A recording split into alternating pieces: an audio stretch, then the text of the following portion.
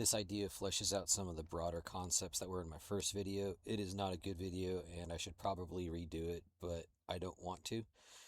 If you don't watch that piece of shit first, this fresh turd won't make any sense at all. But to recap, the linear progression of classic WoW is vertical because the problem to be solved is always solved by the same thing: more player power. And I don't mean to discount strategy execution or player coordination. Positioning the bosses and rotating group responsibility isn't easy, but even the most skilled players wearing only MC gear cannot clear Naxx. They just wouldn't have the DPS to overcome the DPS checks. The vertical problem is pigeonholed by the continual addition of more powerful bosses that simply just hit harder and have larger health pools. So the player's only course of action is to acquire more powerful gear. Anime shows like Dragon Ball and Bleach and Naruto all have the exact same issue. There is always a new, bigger bad guy that must be beaten by first becoming stronger, until eventually it's the literal gods that created the universe fighting Goku and his Super Saiyan 17 Ultra Kaioken times a million super special secret attack. The linear progression goes in a straight line upwards and gets absurd when it goes on for too long. Power creep sucks, and stat squishes are a temporary band-aid. I will dare to call this a single set meta, where the players are only striving to upgrade a single DPS set. That's excluding PvP sets and healing and tanking sets. To break this up and move content horizontally, the content must drive the player action to acquire different power instead of more power. What I will dare to call a multi-set meta. This alternative power comes in the form of set pieces that have little to no stats, but powerful set bonuses, sacrificing some of their current power in the form of stats to gain an equal power, but different kind of power. The obvious issue with a multi-set meta is inventory space being flooded with all the gear. The proposed solution in my first video is just a new inventory system that is separate from your main inventory. This inventory would work something like item rack add-on, but the gear doesn't take up spaces in your bags. Each gear slot has multiple inventory spaces that can be unlocked through player accomplishments, and it can all be dragged and dropped to and from your normal inventory. In order to explain this idea further, I had to make up some conceptual content. Here's the rough idea from the last video. Let's just say the new mechanics of the new content has an AoE theme. AoE encounters that cannot be overcome by the current Phase 6 BIS gear. Just too many mobs with too much health that hit too hard, and all the Naxx gear in the game doesn't make players strong enough. Boom, demand created. There is now a demand for alternative gear that can overcome these new AoE mechanics, and I think this hypothetical AoE theme is a good place to start, just because players' powers and numbers won't be going up in the traditional vertical sense. There will be more numbers, but each number will be smaller. Anyway, for this hypothetical content, I made some silly rule sets and then imagined up some silly gear that loosely follows those rules. Try not to be overcritical of these finer details. Please try to be open-minded about the possibilities this general idea could become if adopted by the devs. I chose a totally arbitrary number of pieces for this hypothetical set, and the pieces are also arbitrary. It could be 3 or 5 piece sets of any gear, as long as the power from the missing stats is balanced to the power gained from the set bonuses. The DPS rule set looks something like this: augment an existing AoE ability, chance to proc an ability or apply a dot, and a single class ability applies a new debuff or buff that benefits your party or raid. Call it basic group synergy, if you will. The tank rule set looks like this. First, buff threat, because the AoE content is going to be chaotic and threat tables will be all over the place. Secondly, a chance to proc an instant AoE. And finally, some damage mitigation based on the number of enemies attacking the tank. Because of the sheer number of mobs and chaotic nature of these hypothetical AoE encounters, the healer rule set will need to perform with a variety of AoE heals. First, direct heals will have some AoE healing bonus attached, then new buffs will maybe be spread by a random proc or maybe on crits. And last, damaging spells will cost less and empower the next heal in a way that resembles the damage spell that was cast, and that's just on cast. The spells don't have to hit. Here are some examples of what DPS set bonuses might look like. Pretty powerful in an AoE encounter, not so much in a single target encounter. And that power comes at the cost of lost stats on the normal existing gear. I'm not going to go into detail on these because they're just mock pieces that I made up on the fly. They're not balanced or sensical, probably not even fun to play, but it is a power other than what we traditionally see in the vertical model, like stats. These are some potential set bonuses for a tank and healers. Again, not going into detail because I just pulled this stuff out of my butt. They're hypothetical solutions to a hypothetical problem posed by made-up AoE content. Does this gear also become BIS for old content? For PvE, yes and no.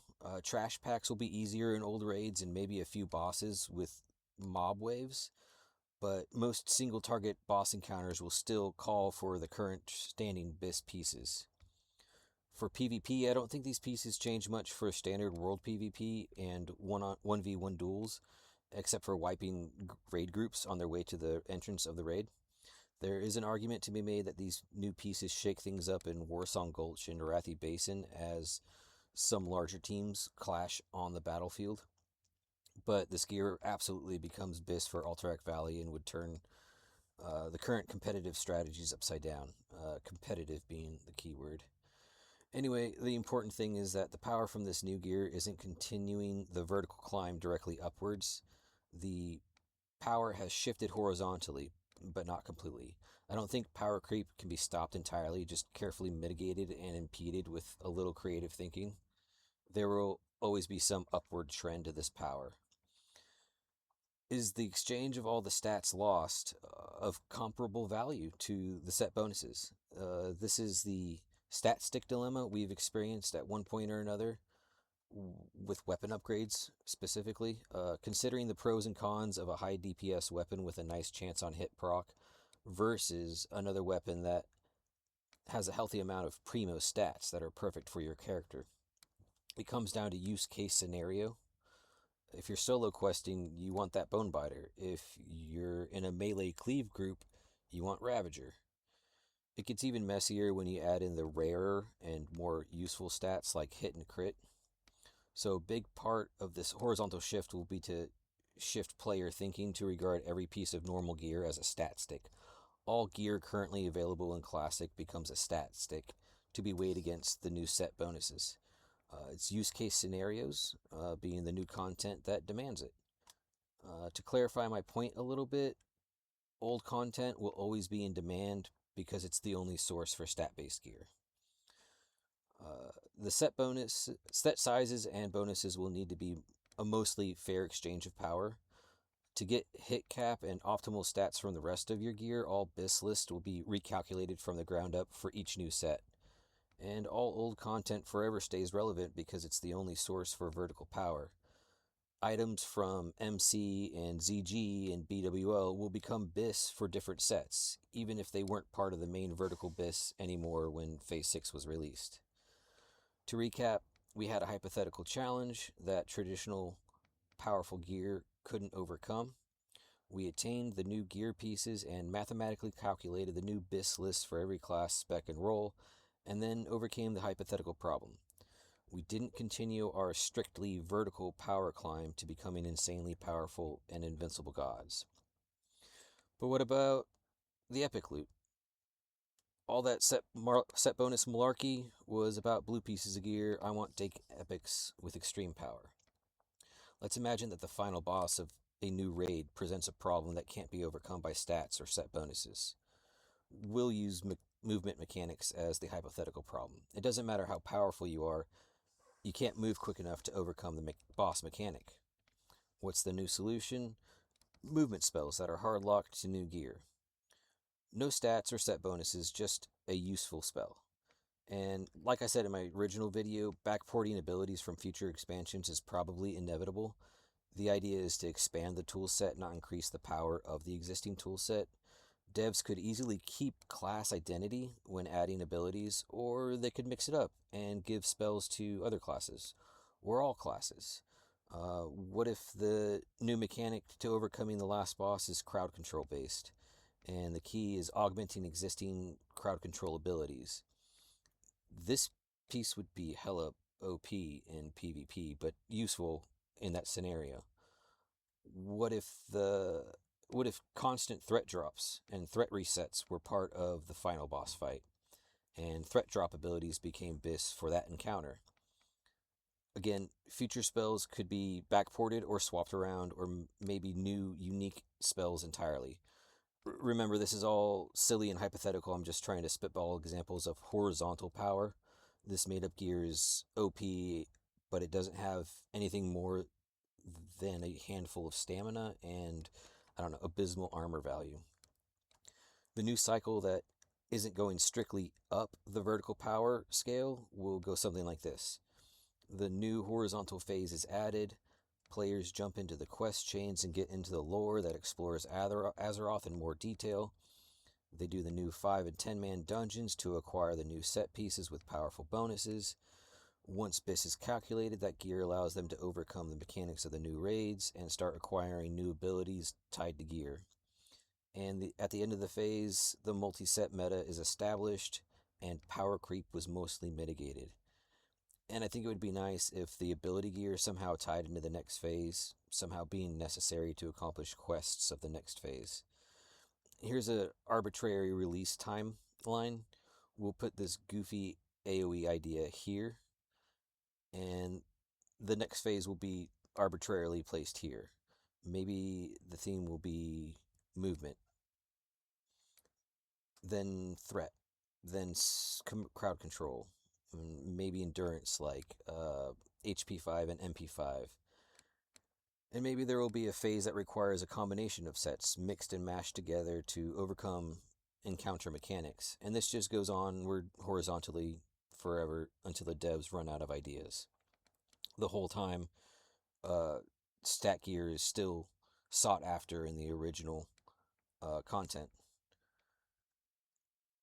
The set sizes and how they're compromised is also arbitrary, but it mixes up the BIS meta and provides horizontal content.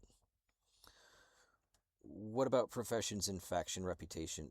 They'll play a role for sure. It wouldn't be WoW without all those details. This is just a rough outline of how to steer Classic Plus at its core away from vertical and towards horizontal. As for balance, I think it is a grand opportunity to help less desired classes and specs to shine at their roles.